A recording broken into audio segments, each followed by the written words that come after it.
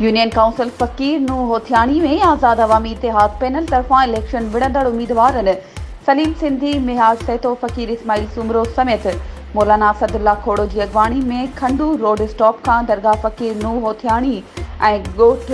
उघम वसाण ताईं रैली कढी वई। उम्मीदवारनि रैली की सूरत में दरगाह फकीर नूह होथियाणी ते कुल पढ़ी दुआ घुरण बाद चूंड मुहिम जो आगाज़ करे छॾियो आहे ऐं दरगाह फकीर नूह होथियाणी के अंगण ते पानी की खोट खिलाफ़ गरजाणी पिण घुराई वई, जंहिंमें मुख़्तलिफ़ ज़मींदारनि ऐं हारिन ॻोठाणनि सियासी समाजी माण्हुनि शिरकत कई। ॻोठ उघम वसाण दरगाह फकीर नूह होथियाणी ऐं खंडू रोड स्टॉप ते रैली में शरीक माण्हुनि खे ख़िताब कंदे आज़ाद पैनल के उम्मीदवारनि सलीम सिंधी, मिहाज सैतो, फकीर इस्माइल सुमरो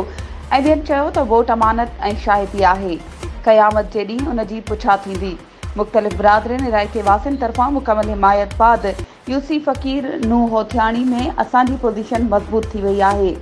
गरजाणी में यूसी के मुख़्तलिफ़ बिरादरियुनि जे माण्हुनि पारां मिलियल मोट बाद